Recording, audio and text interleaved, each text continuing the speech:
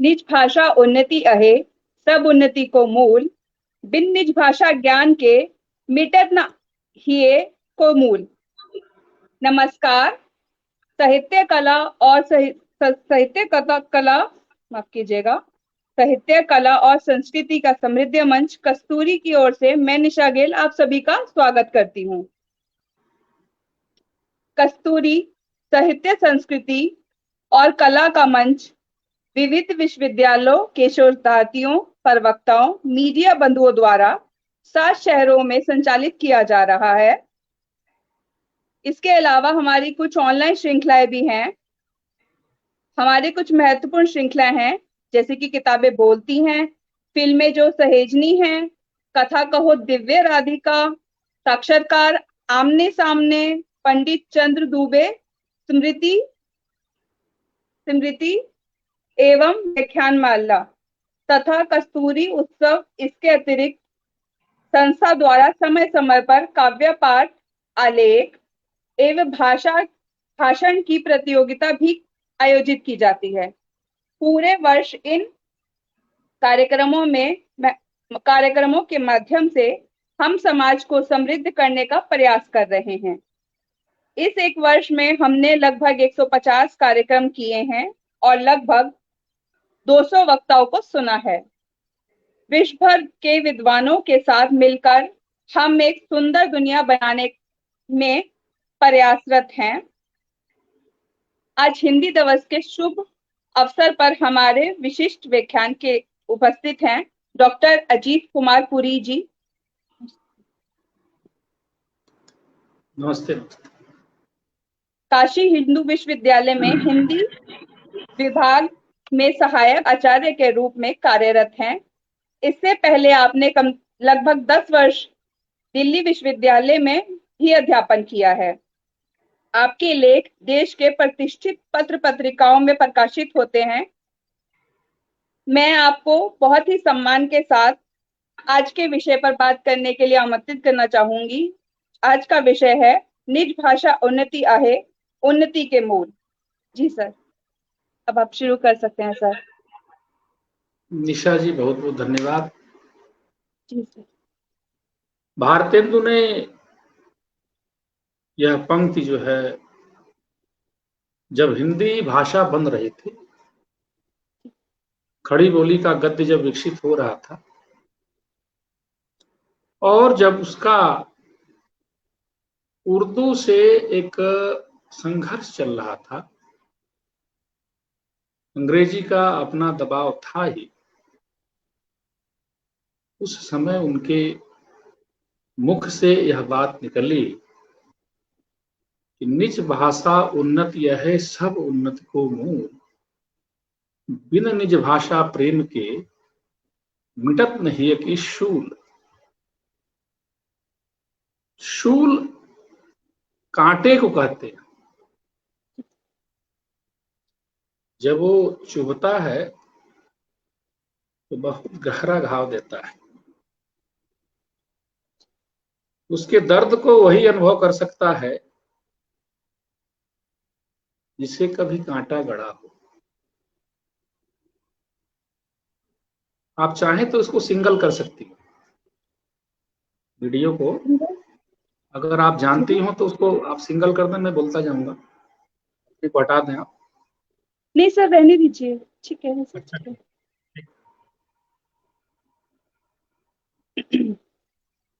हिंदू संस्कृति विश्व की बहुत प्राचीन संस्कृति है। भारत स्वाभाविक राष्ट्र है, इसका इतिहास इतना प्राचीन है, इसको तो ठीक से लिखा ही नहीं जा सकता। इसलिए मुख्य मुख्य बातों को लेकर के हमारे यहाँ रचनाएं हुई। लेकिन काल का प्रवाह बहुत विचित्र होता है। भारत भारती में मैथिली शरणगुप्त ने इन्हीं सब चीजों का उल्लेख किया है। किसी समय हम बहुत शीर्ष पर थे, हमने हर क्षेत्र में प्रगति की थी, लेकिन काल की गति कुछ ऐसी चली कि भारत के बहुत बड़े हिस्से में विजातीय विधर्मी तत्व जो है प्रबल होते गए और उन्होंने भाषा, संस्कृति, धर्म, भारत की भूगोल, इन सबको अगर देखा जाए तो बहुत क्षति पहुंचाई। आज हिंदी दिवस है।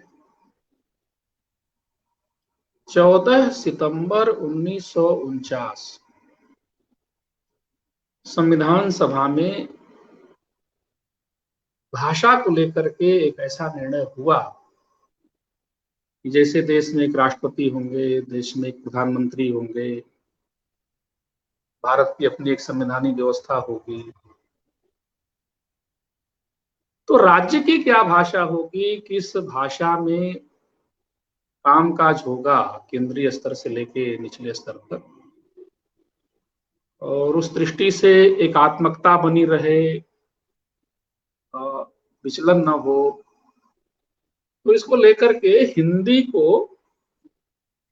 संविधान सभा में बहुमत से, सर्वमत से नहीं, क्योंकि उस समय भी भाषा को लेकर के अंग्रेजों ने जो बीज बोए थे वो झगड़े शुरू हो गए थे, फिर भी बहुमत से हिंदी को स्वीकार किया गया कि मतलब जब संविधान लागू होगा 26 जनवरी 1950 को,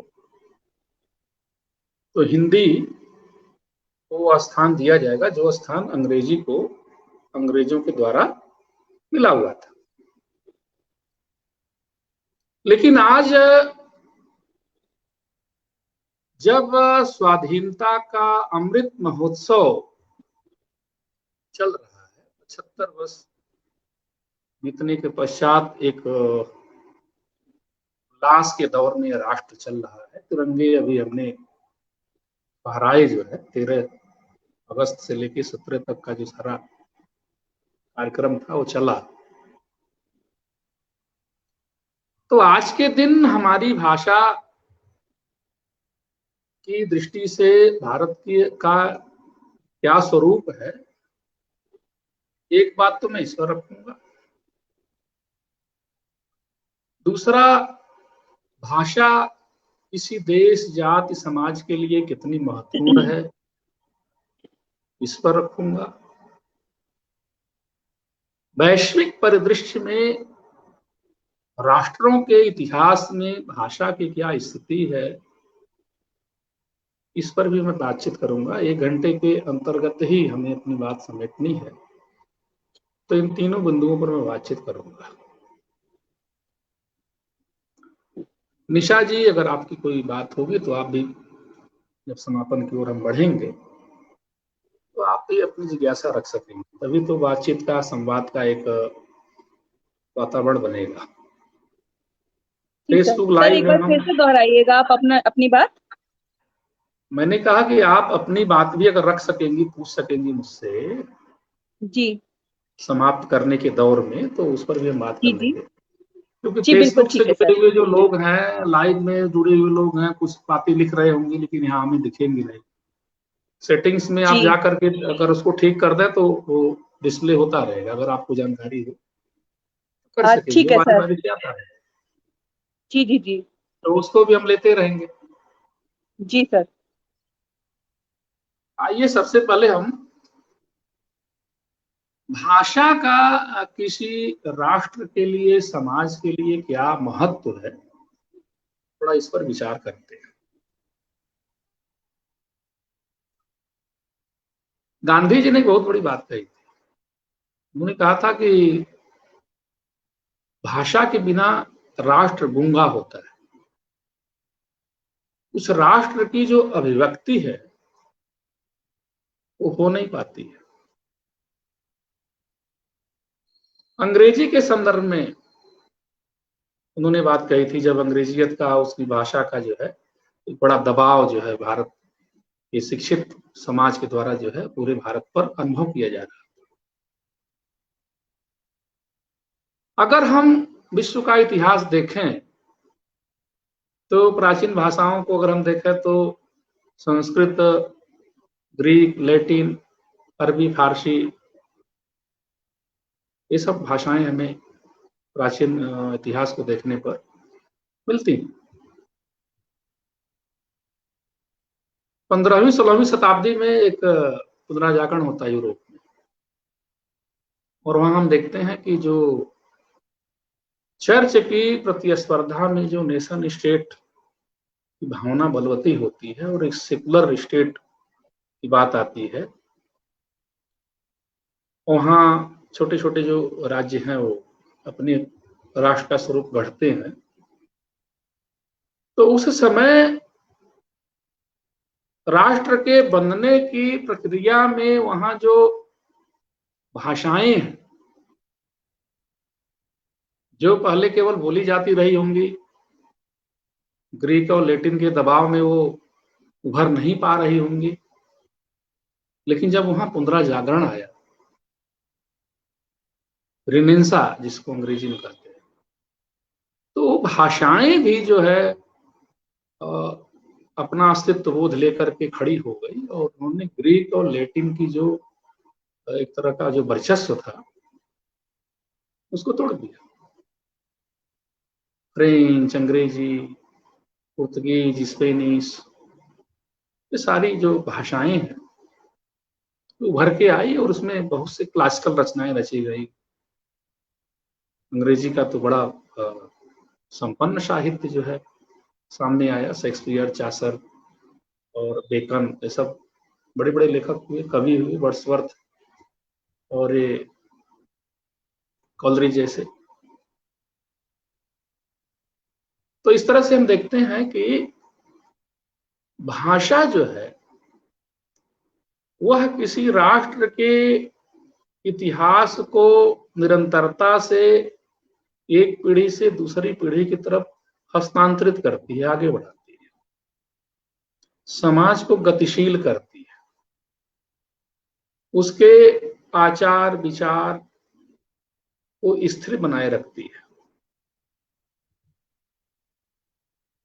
और इसके साथ किसी राष्ट्र और समाज की अपनी एक अस्मिता जो है वह भी जो है मजबूत होती है, उसको भी स्थान मिलता है, वो भी अपने को अभिव्यक्त करती है। और इस तरह से हम देखते हैं कि यूरोपीय देशों में भाषा को लेकर के उनका जो अपना आग्रह है आज के दिन भी जो है बहुत दृढ़ है, बहुत मजबूत है। वो अपनी भाषा में अपने कार्य करते हैं, और तमाम तरीके की जो वैज्ञानिक उन्नति है, सामाजिक उन्नति है, वो उन उपलब्धियों को प्राप्त करते हैं। उनके अंदर ये बोध, उनके अंदर ये भाव नहीं है कि मतलब यूरोप में जो है अगर हम यूरो बना लिए हैं, मुद्रा बना लिए हैं, और एक उन्होंने व्यवस्था विकसित कर ली है व्यापार करने के लिए, तो उसके बहाव में अपनी भाषा को जो है खत्म कर दे। कभी नहीं उन्होंने इस तरह की बातें। जबकि हमारे यहाँ विकास के नाम पर अंग्रेजी का जो एक लबादा जो है वो उड़ा के रखा गया है। गणेशशंकर विद्यार्थी को जब हम पढ़ते हैं तो 1930 में गोरखपुर में उन्होंने हिंदी साहित्य सम्मेलन का सभापतित्व स्वीकार किया था, और एक बहुत गंभीर उनकी अध्यक्षता में उनका व्याख्यान हुआ था। उस व्याख्यान में जो मूल विषय मुझे मिला, जिसका मैं उल्लेख यहाँ करना चाहूंगा, जिस समय भारत अंग्रेजों से अपनी स्वाधीनता की लड़ाई लड़ रहा था, अब यहाँ मैं थोड़ा सा ठीक कर दूंगा जो पाठक मुझे सुन रहे हैं, कि भारत में अंग्रेजों का राज्य भारत के कुछ भूभागों पर था। ये मैं बार बार इसलिए कहता हूं कि एक झटके में हम पूरे भारत के लोगों को पराधीन घोषित करके और रोना पीटना शुरू कर देते हैं। ऐसा नहीं। 1 नवंबर 1858 के बाद का जो स्टेटस है भारत का, जिसमें केनिंग के वायसराय बनने के बाद जो है स्थिरता आती है भारत में, और उसमें दिखता है कि एक ब्रिटिश इंडिया है और एक भारत के अपने प्रांत है, जिसमें कश्मीर, मराठों की रियासतें, राजपूतानों की रियासतें सारी, तो उनको भी एक झटके में हम पराधीन घोषित न कर दें हल्ला मचाने के लिए। ध्यान रखें कि वो अपना काम अपने हिसाब से कर रहे थे। हालांकि अभी उस पर अध्ययन नहीं हुआ है, आगे चल के होगा तो बहुत सी चीजें आएंगी कि वहां किस तरह से व्यवस्था चल रही थी। हम जब भारत के पराधीनता की बात करते हैं तो इसको ध्यान रखना चाहिए कि भारत के वे हिस्से, वे भूभाग जिसे सहायक संधि के द्वारा या राज हड़पने की नीति के द्वारा या युद्ध के द्वारा या कूटनीति के द्वारा अंग्रेजों ने अपने अधीन कर लिया था, और जिसे ब्रिटिश संसद जो है शासित कर रही थी। भारत मंत्री जो है एक होता था इंग्लैंड में, वो वाइसराय से जुड़ा रहता था और उसके माध्यम से वो तमाम नियम अधिनियम बना करके उसको भारत को शासित कर रहे थे। मेरा प्रसंग था गणेश शंकर विद्यार्थी का 1930 में दिया गया गोरखपुर जनपद में हिंदी साहित्य सम्मेलन के एक सभा में अध्यक्ष के रूप में दिया गया उनका भाषण, जिसमें उन्होंने भाषा के प्रश्न को लेकर के एक बहुत बड़ी बात कही। उन्होंने कहा कि हम हिंदी वाले तो इतने सबल हैं, इतनी हमारी संख्या है, इतना हमारा समृद्ध साहित्य है। आयरलैंड तो बहुत छोटा देश है, वो भी किसी समय अंग्रेजों से अपने स्वाधीनता की लड़ाई लड़ रहा था।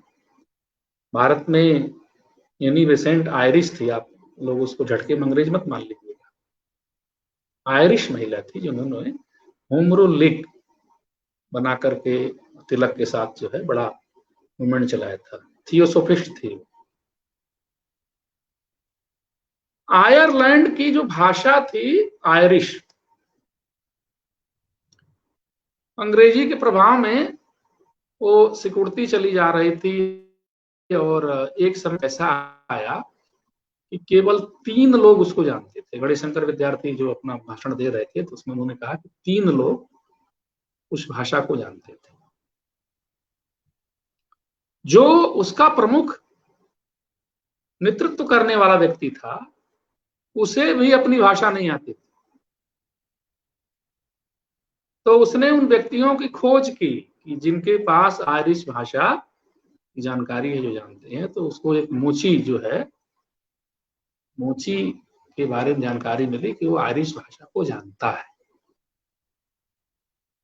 तो वह व्यक्ति जो पूरे आयरलैंड के स्वाधीन होने के आंदोलन का नेतृत्व कर रहा था, उसने अपनी भाषा के संबंध में कमी को स्वीकार किया और उसने जाकर के उस मोची से आयरिश भाषा को सीखा।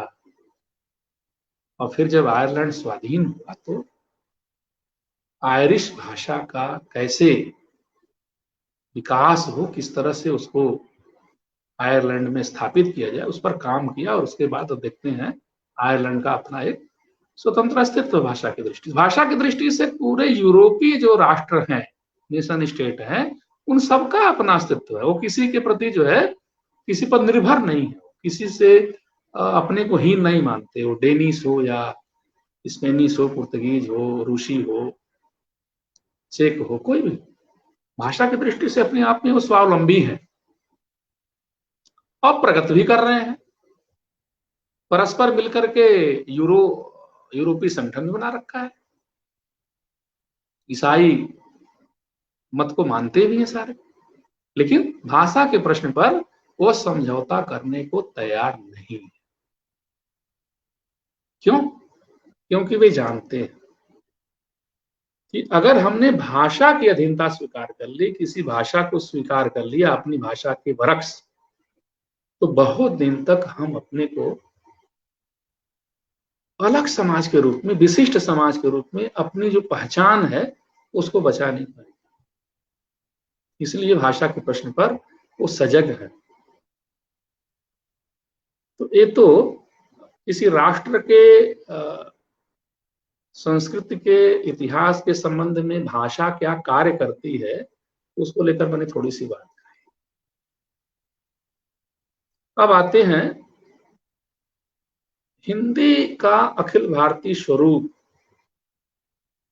किस तरह से बना, उसमें हिंदी भाषी लोगों ने क्या भूमिका निभाई, थोड़ी सी उस पर दृष्टि डालते हैं। 1784 में एशियाटिक सोसाइटी बनी और विलियम जोन्स आदि ने एक अपना पूरब को जानने के लिए, यहाँ की भाषा संस्कृति को जानने के लिए कुछ अंग्रेजों का और यूरोपीय लोगों का अपना एक समाज बना, एक समूह बना कि हम पूरब के बारे में अध्ययन करें। प्राच्यवाद जिसको कहते हैं, अंग्रेजी में ओरिएंटलिज्म कहते हैं। तो ये क्यों बना? ये इसलिए बना कि वे अपनी दृष्टि से भारत सहित पूरब के देशों के इतिहास को, भाषा को, संस्कृति को रखना चाहते थे और उस बात को मनवाना चाहते थे कि हमने बहुत मेहनत से शोध किया है, रिसर्च किया है, यहाँ के लोग पिछड़े हुए हैं, गरीब हैं, परेशान हैं, वो भी दायित्व तो हमने अपने ऊपर लिया है, तो जो हम कह रहे हैं वो सत्य है और वह सबको मानना चाहिए। और फिर उन्होंने भाषाओं का वर्गीकरण, भारत में आर्य और द्रविड़ परिवार की जो है संकल्पना प्रस्तुत की। आर्यों का आक्रमण और द्रविड़ का आर्य से अलग होना, ये तो उन्होंने नस्ली आधार पर अलग अलग दिखाया है।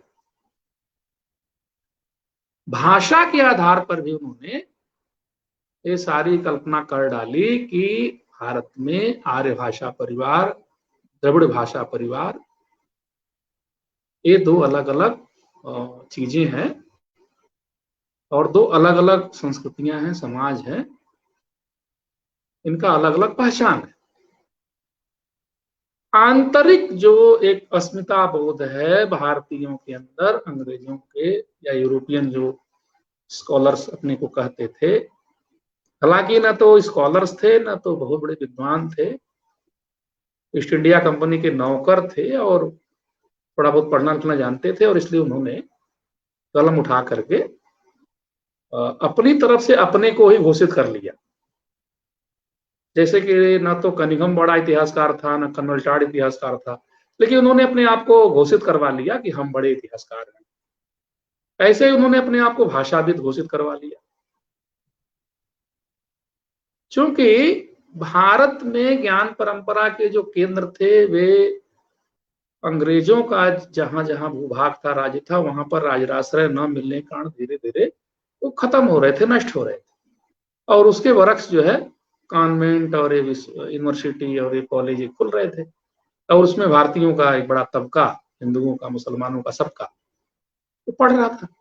पाठ्यक्रम वो बना रहे थे, किताबें वे लिख रहे थे। तो धीरे धीरे भारतीयों में एक ऐसा पढ़ा लिखा वर्ग बन गया जो उनकी हाँ में हाँ मिला रहा था।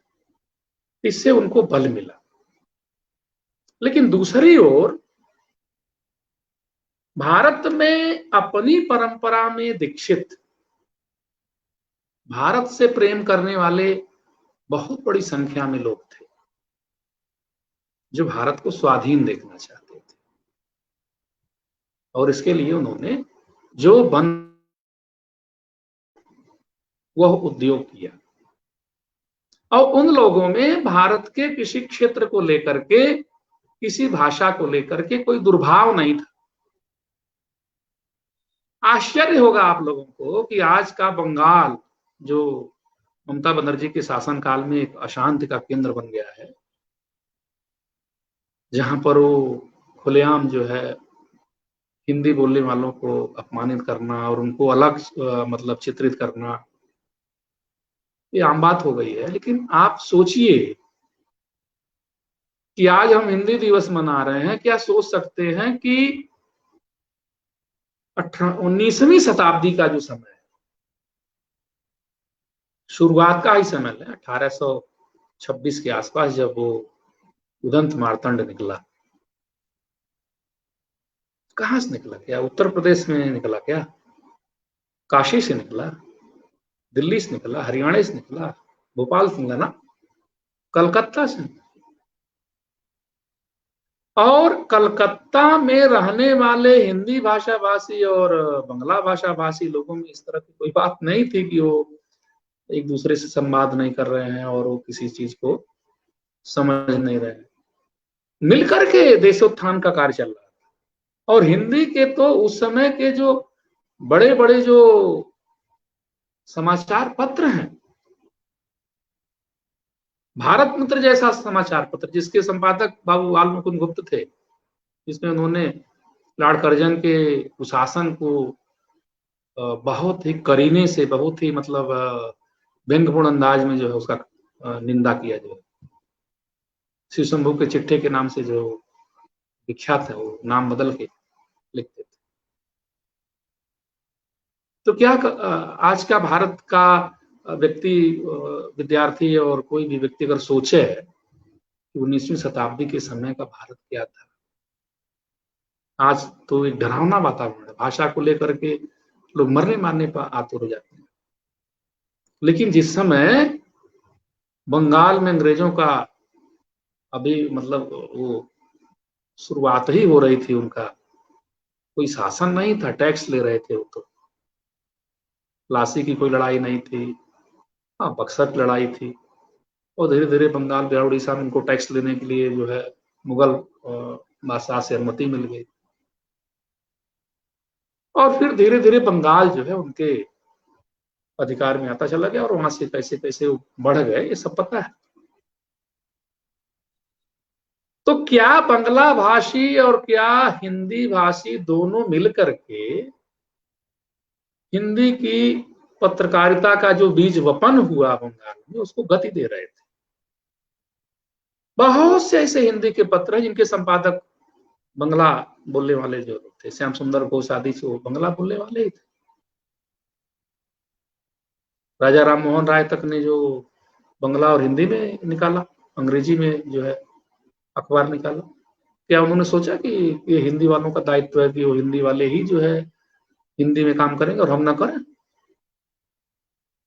आज की स्थिति अगर देखा जाए तो हिंदीतर जो भाषा भाषी है, जो विद्वान है, उन्होंने मान लिया है कि ये तो हिंदी वाले अपना काम करें, हमसे क्या मतलब है हिंदी बढ़े या ना बढ़े। लेकिन एक समय ऐसा था कि हिंदीतर, हिंदी से इतर जो प्रांत थे भारत के और अभी भी हैं, वहां के जो गणमान्य लोग थे, जो पूरे भारत को स्वाधीन होने के लिए सोचते थे कराने के लिए, वो भाषा के प्रश्न पर अपनी भाषा के, प्रांतीय भाषा के साथ साथ हिंदी को स्थान देते थे।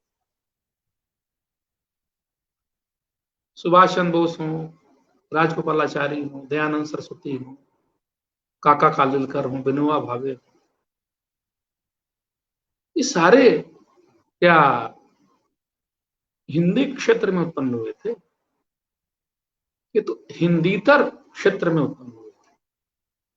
लेकिन एक राष्ट्र के रूप में भारत का स्वरूप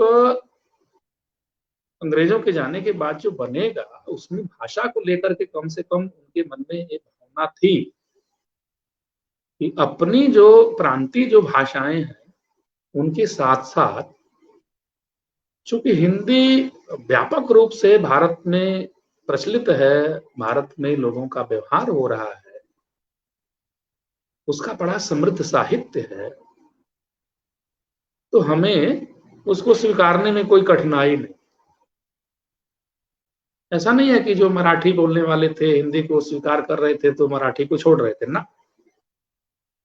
मराठी में भी बहुत लिखा विनोबा भावे। दयानंद सरस्वती का जो पूरा आंदोलन है, आर्य समाज का आंदोलन, बोलता तो गुजराती थे वो। गुजरात से चल करके वो हिंदी प्रदेशों में उन्होंने विचरण किया, आर्य समाज का संगठन बनाया, संस्कृत में वार्तालाप करते थे। कहा जाता कि केशव चंद्र सेन के कहने से उन्होंने वस्त्र और भाषा दोनों में परिवर्तन किया। वस्त्र को धारण किया, पहले वो कोपीन पर घूमते थे, और वे आर्य भाषा जिसको कहते थे, वो हिंदी भाषा जिसको आर्य भाषा कहते थे, उसको उन्होंने अपना आर्य समाज आंदोलन की जो भाषा थी वो हिंदी थी। जो उन्होंने शास्त्रार्थ किए, जो उन्होंने प्रवचन दिए, जो उन्होंने अपने सिद्धांतों की स्थापना करने के लिए पुस्तकें लिखी, वह सब उस हिंदी गद्य में लिखने का प्रयास किया, जो कि उस समय ब्रजभाषा पूर्वियापन को लेकर के, खड़ी बोली को लेकर के अभी बन रहा था उसका स्वरूप। उस समय के हिंदी के लेखों को देखें तो सबकी जो हिंदी गद्य का जो स्वरूप है वो बड़ा अलग तरीके का है। इंशाअल्लाह खां को देखें तो उर्दू अरबी फारसी कोई भरमार है, सदल मिश्र को देखें तो पूर्वियापन लिए हुए है, लल्लू लाल को देखें तो उसमें ब्रजभाषा की भरमार है। ये सब हम लोग पढ़ते हैं। खड़ी बोली का हिंदी गद्य बन रहा था उस समय। स्वामी दयानंद सरस्वती आगे आए और उन्होंने भाषा को लेकर के एक स्वरूप बनाने का प्रयास किया। सत्यार्थ प्रकाश 1875 में आया, 1882 में उसका द्वितीय संस्करण जो है प्रकाशित हुआ। स्वामी दयानंद के निधन के बहुत निकट, 83 में निधन हो गया, 82 में प्रकाशित हुआ। आप सत्यार्थ प्रकाश की भाषा देखें, आज के दिन भी भाषा का स्वरूप सुरक्षित कर रखा है आर्य समाज ने, और आज की जो हिंदी है उसको देखें, बहुत मामूली अंतर दिखाई देगा। जो उन्होंने हिंदी का स्वरूप गढ़ने का प्रयास किया। तो क्या हम देखते हैं, भाषा को लेकर के अंग्रेजों के जाने से पहले के भारत के गणमान्य लोगों में कोई विवाद नहीं। बहुमत यह है कि चूंकि इसका विस्तार अधिक है तो हमें उस तथ्य को मानना चाहिए। ये सीधी सी बात है। किसी भी राष्ट्र में जिस चीज को, जिस वस्तु को बहुत अधिक लोग मानने वाले होंगे, केंद्रीयता तो उसी की रहेगी ना। तो हिंदी की केंद्रीयता आज से नहीं है। अमीर खुसरो जब इसमें मुकरियां रच रहे थे तब से इसकी केंद्रीयता बनी हुई। अब उसको कोई नकारने का प्रयास करेगा तो मुंह की खाएगा, निश्चित ही खाएगा। भाषा के प्रश्न पर भारत का समाज अब सजग हो रहा है, ये बहुत बड़ी बात है। तो ये तो मैंने बताया कि भाषा को लेकर के जो भारत का परिदृश्य है, अंग्रेजों के जाने से पहले का जो परिदृश्य है, उस समय किस तरह से गणमान्य लोग, विद्वान लोग जो भारत को स्वाधीन देखना चाहते थे, जो भारत को स्वाधीन कराने के लिए उद्योग कर रहे थे, भारतीय समाज को सबल बनाने के लिए इसमें जो सामाजिक सुधार की आवश्यकताओं को महसूस कर रहे थे, उसको भी कह रहे थे, वे सारे लोग भाषा के प्रश्न पर एकमत थे कि हिंदी ही ऐसी भाषा है जो भारत राष्ट्र को जोड़ के रखेगी, और उसके साथ साथ जो प्रांतीय भाषाएं हैं वे भी आगे बढ़ेंगे, उनका भी उत्थान होगा। कहीं किसी प्रकार की कोई समस्या नहीं। फिर हिंदी आज भी वनवास क्यों काट रही है, तो बहुत बड़ा प्रश्न है। ये आज का दिन ऐसा नहीं है कि मतलब हम खुशी मनाएं और खूब पार्टी करें, खा पी लें और उसके बाद सो जाए ना। मैं तो कहता हूं कि वह दिन जो है बहुत गौरवपूर्ण होगा जब हिंदी दिवस मनाने की आवश्यकता ही नहीं रहेगी। भाषा की दृष्टि से भारत के लिए वह गौरवपूर्ण दिवस होगा। ब्रिटेन अंग्रेजी दिवस मनाता क्या, जापान जापानी दिवस मनाता क्या, रूस रूसी दिवस मनाता क्या? नहीं ना। क्योंकि वहां पर इस तरह की चीज नहीं है कि अभी कुछ होना शेष है, प्रतीक्षारत नहीं है। वहां पर चीजें हो रही हैं, मान ली गई हैं। भारत में कम से कम भाषा को लेकर के जो स्थिति है वह प्रतीक्षारत किसी वस्तु की प्रतीक्षारत जैसी स्थिति है। अब थोड़ा सा इस पर चर्चा कर लें। ठीक है, संविधान सभा में हमने, हमारे जो संविधान सभा को बनाने वाले लोग थे उन्होंने हिंदी को स्वीकार कर लिया और 26 जनवरी 1950 को तय हुआ कि भाई हिंदी, अंग्रेजी जाएगी, हिंदी आएगी। भाई सीधी सी बात है, अंग्रेजी का जब वर्चस्व है वह घोषित रूप से राजभाषा बनी हुई अंग्रेजों के द्वारा, तो फिर तो उसको हटाने की बात तो करनी ही पड़ेगी। कोई हटेगा तभी तो नया आदमी आएगा, उसमें विरोध समर्थन वाली कौन सी बात? विरोध तो करना पड़ेगा आपको। अब भाई अंग्रेजों का जब आपने विरोध किया तो अंग्रेजी का भी विरोध करना ही पड़ेगा। इसमें कौन सी बात है कि आप अंग्रेजों का विरोध तो करेंगे लेकिन अंग्रेजी का नहीं करेंगे। ये बहुत जो है हास्यास्पद स्थिति भारत की है कि अंग्रेजों का विरोध करेंगे, उनकी निंदा करेंगे, उनके कपट को उजागर करेंगे, लेकिन अंग्रेजी की जब बात आएगी तो सब चुप, सबकी वाणी बंद। क्यों भाई? अंग्रेज और अंग्रेजी अलग है क्या? दोनों तो एक दूसरे से नाभिनाल से जुड़े हुए। एक कृत्रिम जो है दिखाया गया भारत में हिंदी का विरोध, हालांकि आज के दिन वह कृत्रिम बनावटी विरोध भी आखिरी सांस ले रहा है। आपको मैंने शुरू में बताया कि अंग्रेज आए तो उन्होंने कहा कि द्रविड़ और आर्य दो नस्ल हैं, और फिर अपने पिट्ठू पैदा किए। मैं खुले रूप में कह रहा हूं, दक्षिण के प्रांतों में अपने पिट्ठू पैदा किए। पिट्ठू का मतलब यह है इसको बहला फुसला करके अपनी बात का हलवाई जाए, क्योंकि अंग्रेज स्वयं कहते तो लोग विश्वास नहीं करते, इसलिए उन्होंने पिट्ठू तैयार किए, अपने लोग तैयार किए, अगर इसको इस रूप में लें तो। फिर यार जैसे लोग दक्षिण भारत में खड़े हुए, उन्होंने कहा कि भाई अब तो अलग है। और फिर दक्षिण का एक प्रांत जो तमिलनाडु है उसमें हिंदी विरोध को लेकर के जो द्रविड़ दल जो थे, राजनीतिक दल से, बाद में उसका विघटन हो गया। जयललिता उसकी प्रधान थी, एमजी रामचंद्रन के बाद उसका निधन हो गया। तो हालांकि अब वो दलीय राजनीति भी वहां पर धीरे धीरे सीमित हो रही है। तो एक द्रविड़ जो राजनीतिक दल है, द्रविड़ मुन्नेत्र कड़गम डीएमके, उसके कुछ सांसद संसद में विरोध करते हैं, और फिर जैसे कि कोई इंतजार कर रहा हो कि कोई विरोध करे और फिर हम उसको हिंदी को राजभाषा घोषित करने की जो विधेयक पारित हो गया संविधान सभा से, उसको वापस लेना। जवाहरलाल नेहरू लगता था जैसे प्रतीक्षा कर रहे थे कि कोई विरोध करे और फिर हम उसको हिंदी को राजभाषा बनाने का जो विधेयक है उसको वापस लेंगे। और ठीक वही हुआ। कुछ सांसदों ने द्रविड़ मुन्नेत्र कड़गम के जो है संसद में विरोध किया और फिर जो है उस विधेयक को जो संविधान सभा में बहुमत से पारित हुआ था उसको स्थगित कर दिया गया। सब जानते हैं इसको।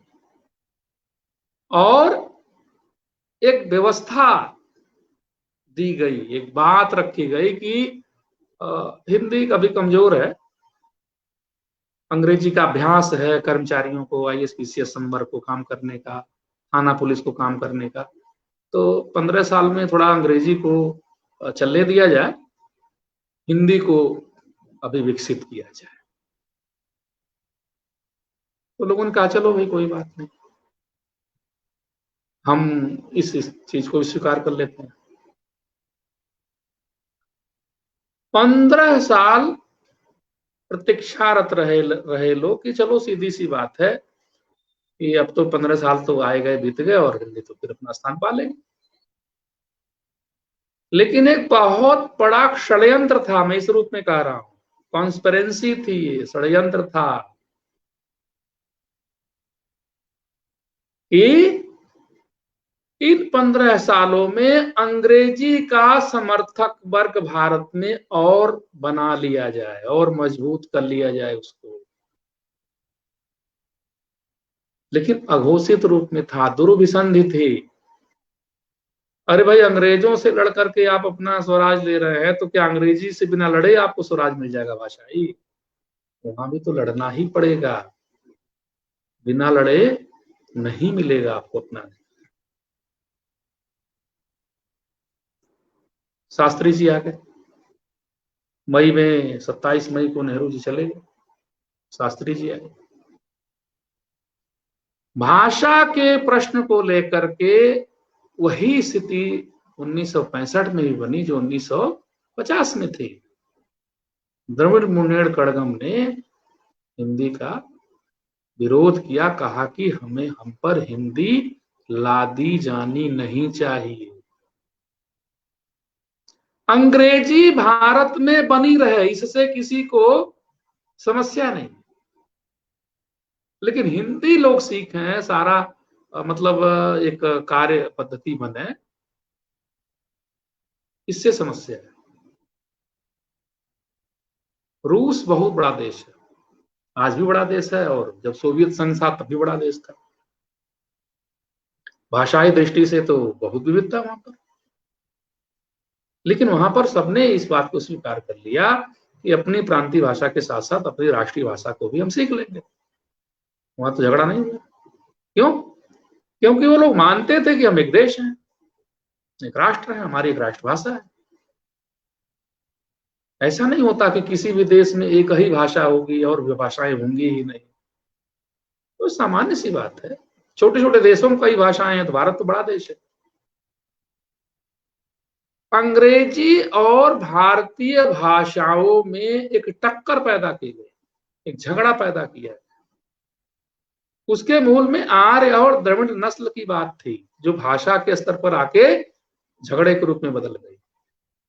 जबकि ये कॉन्सेप्ट या सिद्धांत, यह बात पूरी तरह से अनर्गल है। जो खोजे हुई हैं, जो चीज मतलब चली हैं, उसमें गलत सिद्ध हो गया है। फिर भी ये भारत के विश्वविद्यालयों में अभी भी चल रहा है। अभी भी एक वर्ग मानने को तैयार ही नहीं है कि मतलब भारत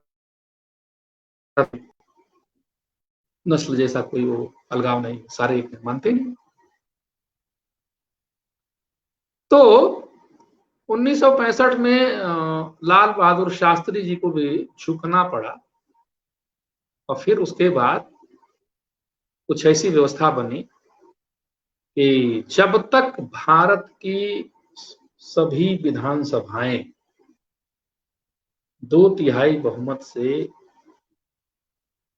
पारित नहीं करेंगे भारत की राष्ट्रभाषा हिंदी हो, तब तक भारत की राष्ट्रभाषा हिंदी, राष्ट्रभाषा कर रहा हूं, राजभाषा हिंदी जो है वो नहीं रहेगी।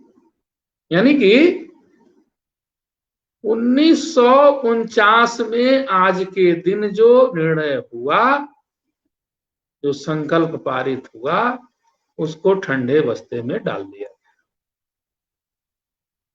और भारत की संसद, भारत की न्यायपालिका इस पर मौन होकर के चादर तान के सो गए। अनुच्छेद 370 को तो कहा था कि ये अस्थाई है और घिस घिस करके खत्म हो जाएगा, और कालांतर में वो बलवती हो गई वो धारा, जो उसको लेकर के एक अस्मिता बोध उत्पन्न हो गया कश्मीर के स्थानीय जो है दलों। ये तो भारत का सौभाग्य है कि हमारे प्रधानमंत्री ने, गृह मंत्री ने राजनीतिक जो है दृढ़ता दिखाई, अब 370 धारा विदा हुई। तो क्या ऐसा हम नहीं सोच सकते हैं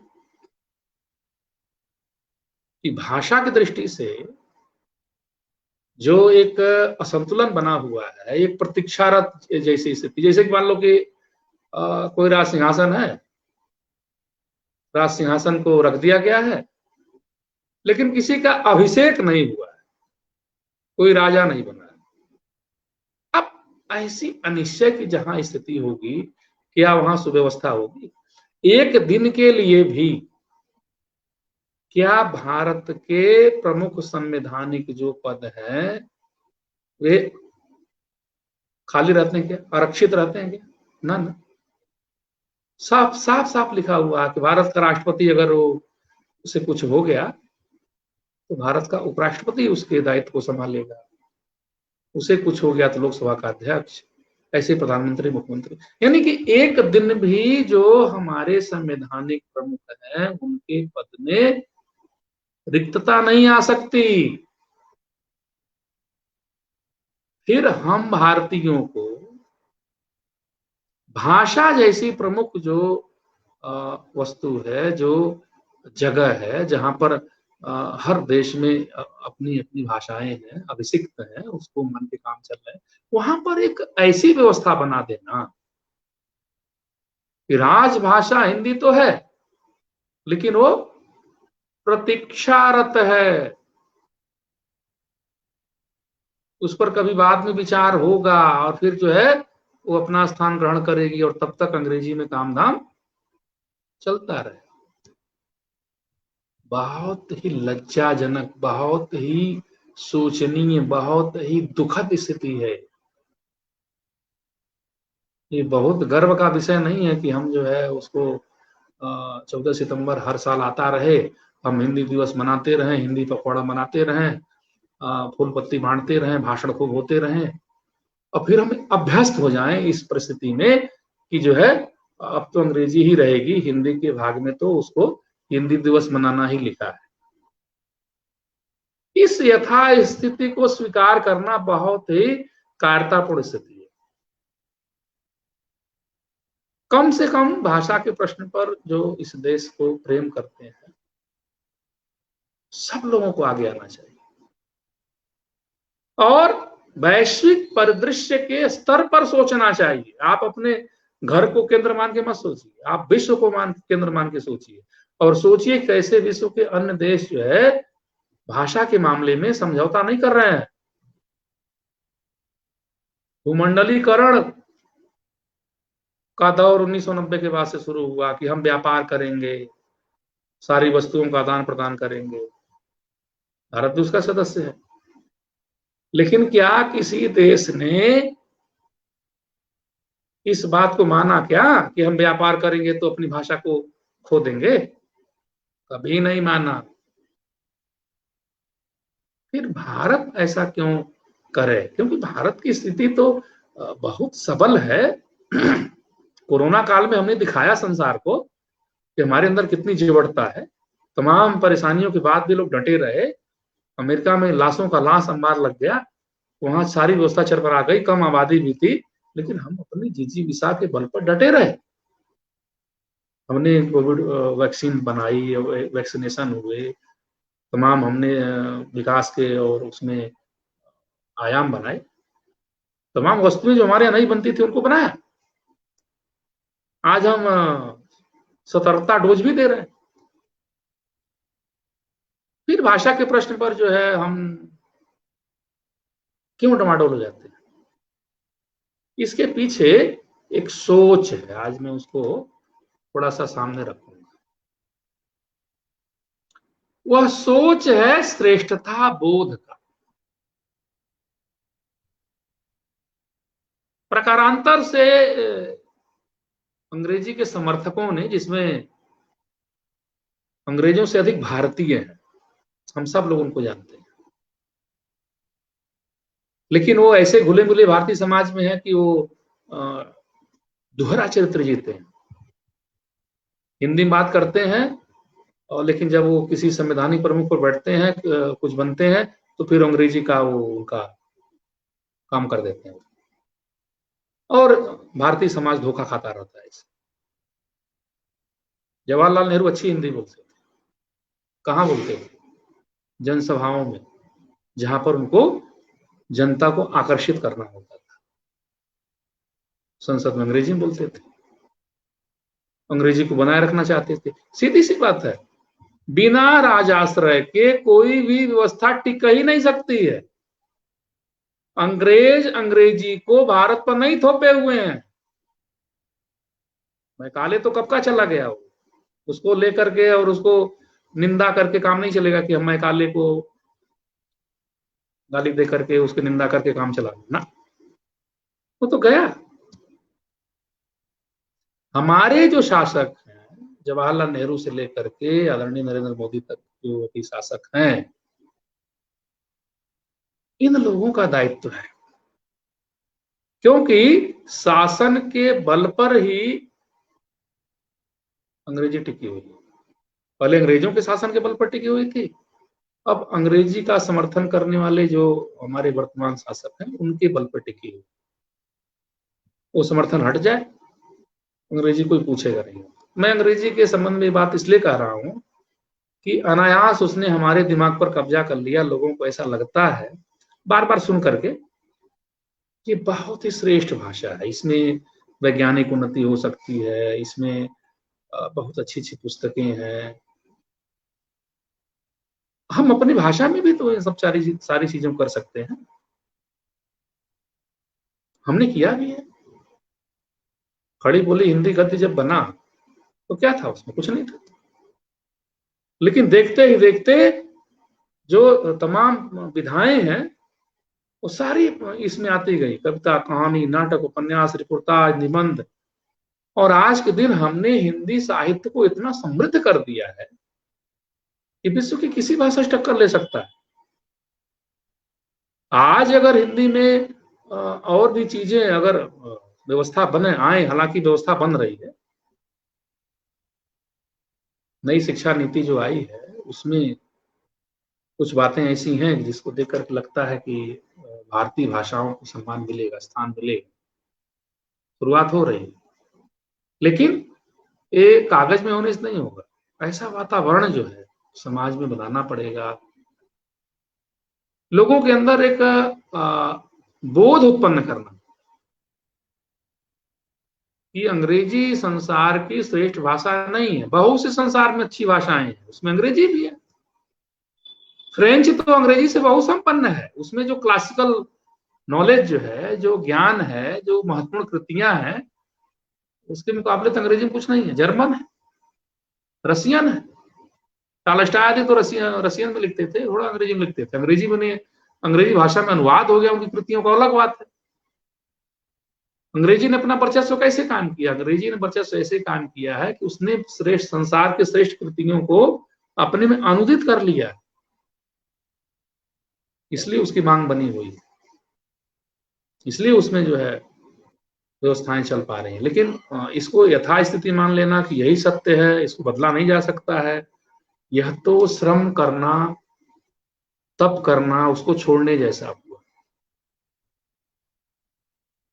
तो 3 बातें लेकर के हमने अपनी बात रखी इसमें कि एक तो भाषा का जो प्रश्न है बहुत बड़ा प्रश्न है।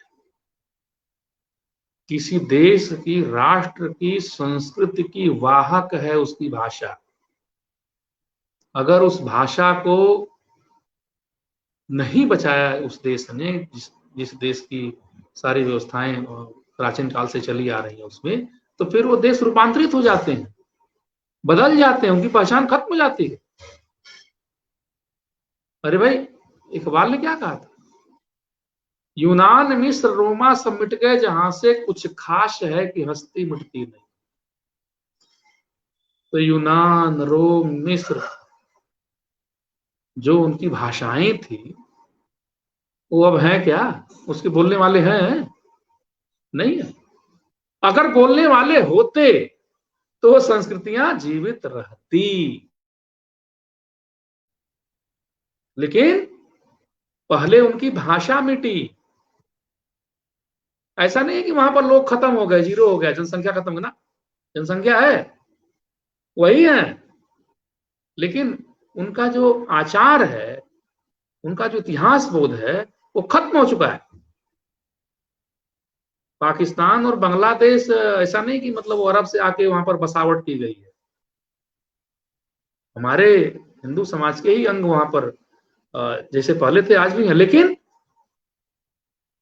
हमारी जो प्राचीन संस्कृति जो है वो वहां पर हट गई, सोच से, बोध से हट गई है, और एक दूसरा मुलम्मा वहां पर चढ़ा हुआ। भारत में भी अगर भारत की भाषाओं की रक्षा नहीं हुई तो इसको रूपांतरित होने से कोई रोक नहीं पाएगा। ये रूपांतरित हो जाएगा और उसके बाद इसकी वो पहचान खत्म हो जाएगी। लेकिन क्या ऐसा हम लोग चाहेंगे? क्या नहीं। इस राष्ट्र से प्रेम करने वाले कभी नहीं चाहेंगे कि भारत इतना बदल जाए कि इसकी पहचान ही खत्म हो जाए। यह तो नहीं चाहेंगे। तो इसलिए आवश्यक है कि हम अपनी भाषा को लेकर के सजग हों, और केवल हिंदी को लेकर के नहीं, भारत की सभी भाषाओं को लेकर के सजग। भारत में तो कोई भाषा भेद था ही नहीं। ये तो सारा वर्गीकरण अंग्रेजों का है। पहले उन्होंने नस्ल के आधार पर भारत को बांटा और फिर उन्होंने भाषा के आधार पर बांटा, और फिर उन्होंने हिंदी में भी जो है ग्रियर्सन ने आकर के तमाम वर्गीकरण कर डाला। ये वर्गीकरण वहां पर अध्ययन के लिए नहीं था, वो अध्ययन के साथ साथ लोगों के अंदर अलगाव का बोध उत्पन्न हो, इसको लेकर के भी वो काम कर रहे थे कि भोजपुरी, अवधी, मगही, ये सब का ऐसा इसका विभाजन किया जाए कि लोग लड़ मरे। और देखिए चल रहा है आज की स्थिति है। मैथिली अलग कहती है भाषा रहेंगी, मगही अलग, भोजपुरी। भाषा को लेकर के भारत में कोई संघर्ष ही नहीं है। यहाँ पर तो ये है कि जिस तरह से भी आप अपनी अभिव्यक्ति कर रहे हैं वह मूल है, वह मुख्य है। अरे भाई, प्राचीन काल में जो नाटक लिखे गए संस्कृत में, वहां तो जो ग्रामीण पात्र है उसकी भाषा प्राकृत है, वो नाटक में लिखी भी है।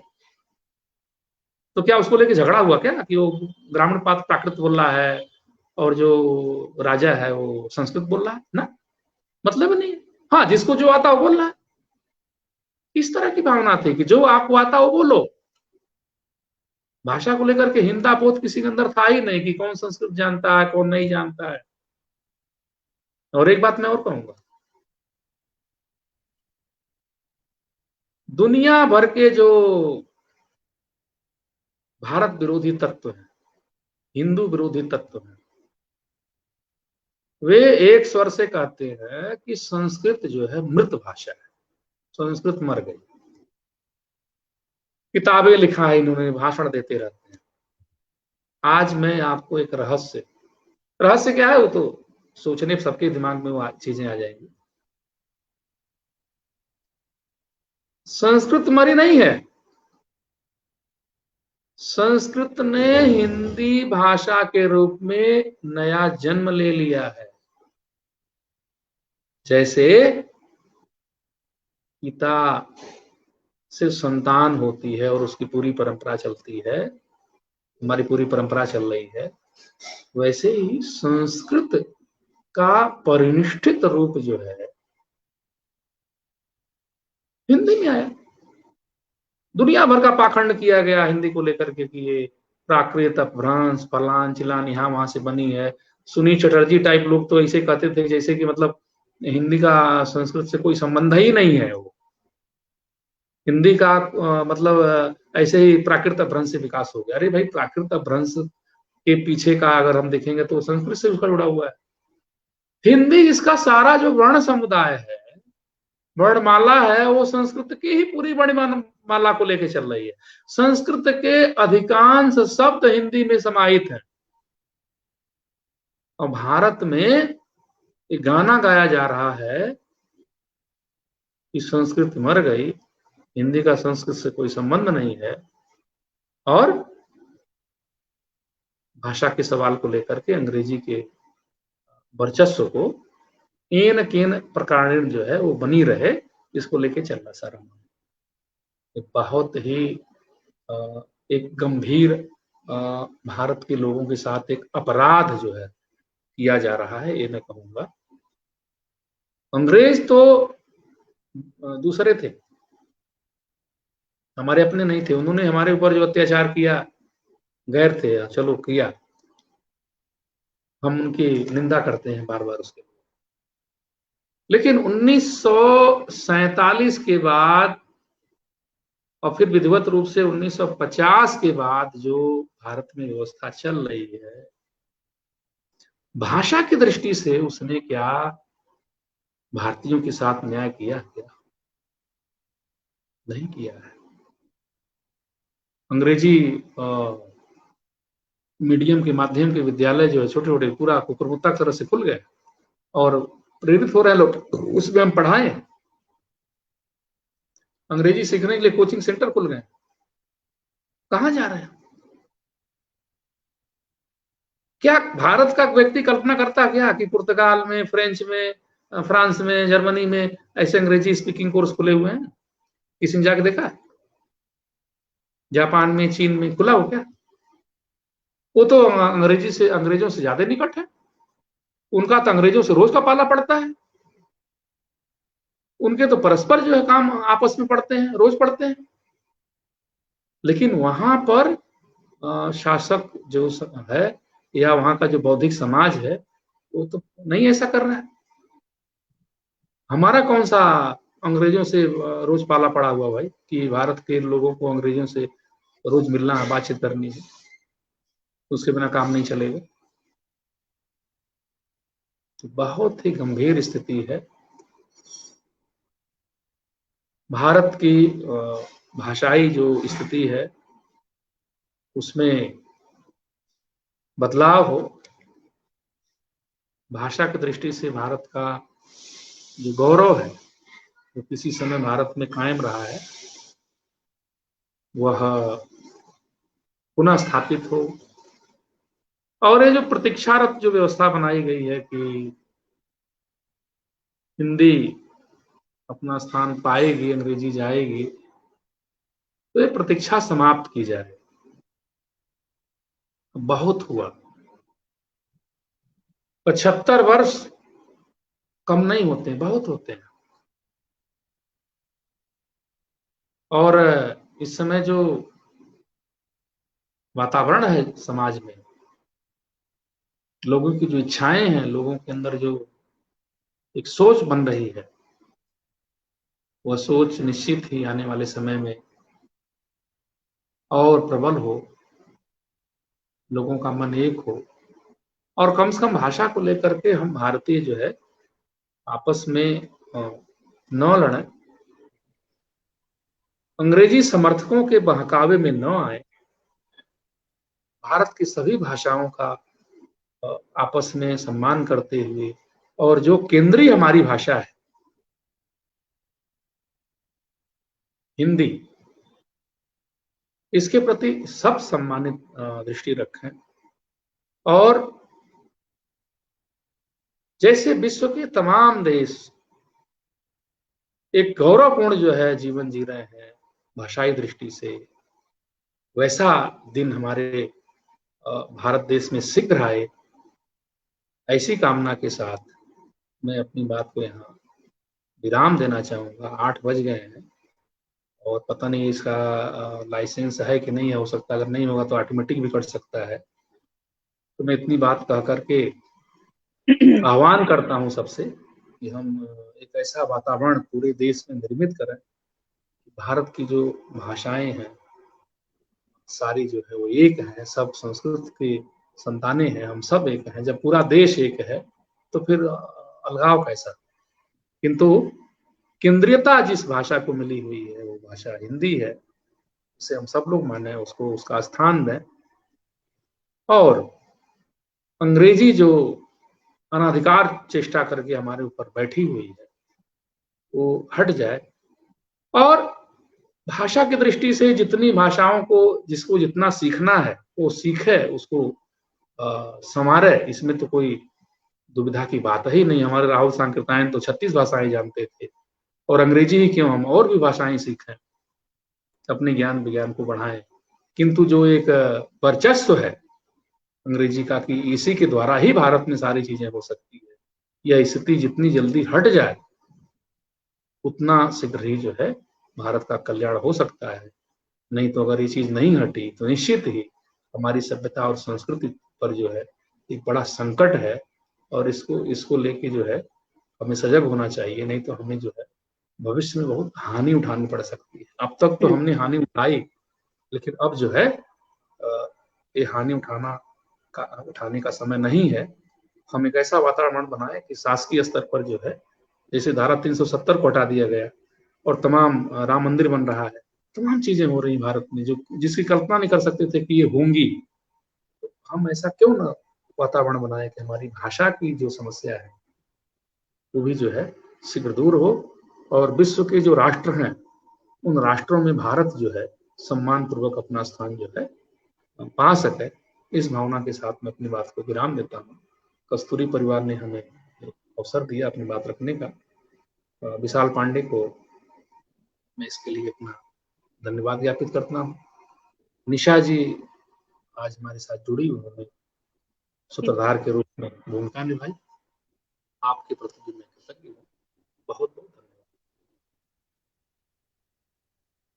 धन्यवाद सर, अपना बहुमूल्य समय हमें देने के लिए और आज के इस व्याख्यान के लिए, और कस्तूरी के लिए अपना समय निकालने के लिए। और मैं सभी लोगों से कहना चाहूंगी, शुभकामनाएं देना चाहूंगी हिंदी दिवस की, और सभी से कहना चाहूंगी कि आप कस्तूरी के इस मंच से जुड़े रहें।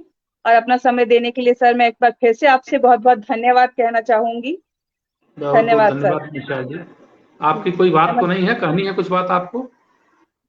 जी नहीं सर, आपका व्याख्यान इतना संपन्न है तो मुझे कुछ प्रश्न पूछने का समझ ही नहीं आ रहा है कि मैं आपसे क्या प्रश्न करूं। आज जैसे कि आपने कहा कि कमेंट्स में देखिए, तो मैं कमेंट्स में भी देख पा रही हूँ कि मुझे कोई प्रश्न यहाँ पे नजर नहीं आ रहा है। ठीक है। कमेंट्स में भी यही हम देख पा रहे हैं कि आपका व्याख्यान एकदम संपन्न है, और मतलब मुझे नहीं लगता कि किसी के मन में भी किसी भी प्रकार का कोई भी प्रश्न है सर। चलिए, बहुत अच्छी बात है। सीमित समय में अपनी बात कहनी होती है, 1 घंटे हो गए हैं, तो आप जी सर। समापन की घोषणा कर सकते हैं। ठीक। जी सर, धन्यवाद सर, नमस्कार। धन्यवाद, धन्यवाद, नमस्कार, बहुत धन्यवाद।